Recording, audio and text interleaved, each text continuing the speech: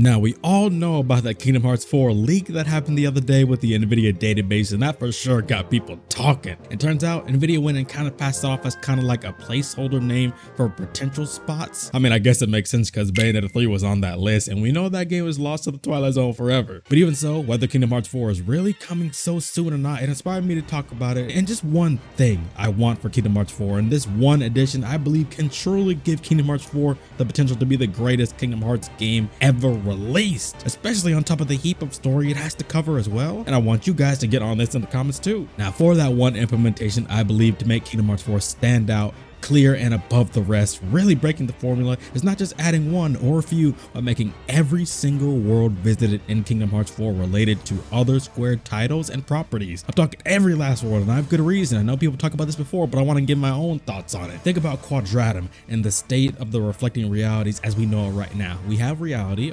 which is composed of the realm of light, the realm of darkness, the realm in between, along with the realm of data and dreams. So wouldn't it make sense for unreality to have the capability to be composed of many realms within itself as well? Not to mention how in reality, in the realm of light alone, it's comprised of essentially countless worlds and planets. And we know the location where Sora and Yozora fight are within Quadratum, as the nameless star quote unquote says, but we know it has Shibuya, at least to us. And like I mentioned in a previous Kingdom Hearts theory about Yozora and its connection to the world ends with you, especially Shiki Masaki from that game, check out that video if you haven't already, the link will be in the description. I believe there's a chance for it to be that same exact Shibuya, especially if the trials that Yozora mentions right before his fight with Sora was actually the Reaper's game. And I go over this a little bit more in that video too. And after all, we've already seen the Reaper's game in a Kingdom Hearts game before in Dream Drop Distance, but how they ended up in Traverse Town in the Sleeping Worlds, honestly, I don't know. But maybe the Sleeping Worlds can be made up from more than just reality. Maybe it can come from worlds in unreality too, but that's a story and theory for another time. Let me know if you want to see me potentially break that down as well. Now, if we can have Shibuya as exposed by the same 10-4 it is in The World Ends With You, I believe that Kingdom Hearts 4 can be full of worlds from the Square properties and not only have to rely on the Disney worlds that have been the center focus on the explorations throughout the series. Not to mention, it'll assist in giving the franchise a whole new vibe going into the next phase that's really even deeper in the story. I'm talking absolutely abusing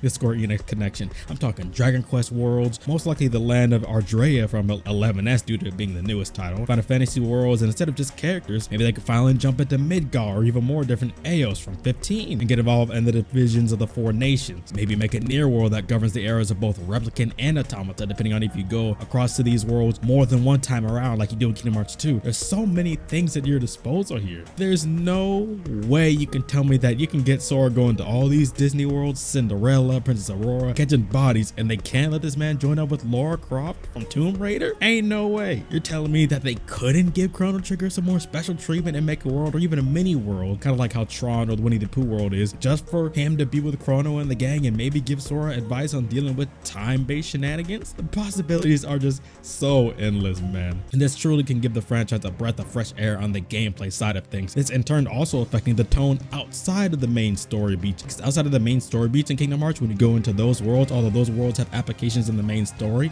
and effects on the characters, it'll be nice to have a change from the Disney side, you know what I'm saying? And I'm sure a lot of Kingdom Hearts fans feel the same way, but this is just kind of what I wanted to voice on my own, exactly how I feel about it, how it has practical reasoning, practical foundation, and really makes sense that can actually really truly happen. And I think with this Kingdom Hearts 4 craze, I wanted to let y'all know what I think, and of course even more so, I want to hear what you guys think, not even just solely about this, but I want you guys to tell me anything about Kingdom Hearts 4, any one thing that you want for Kingdom Hearts 4, or any one thing that Kingdom Hearts 4 you think should have to really make it stand out above the rest. Begin the discussion. Do you guys even think Unreality's Quadratum is the same as The World Ends With You Shibuya? And is it even possible or wanted by Nomura to make something like this happen with the other Square Enix properties being the other worlds in the game? Put hashtag Square Enix under comments to let me know you're still here and answer these questions that I just proposed to you to get the discussion going. That's with me or with other people. Thank y'all for watching. See you guys in the next video. Peace out.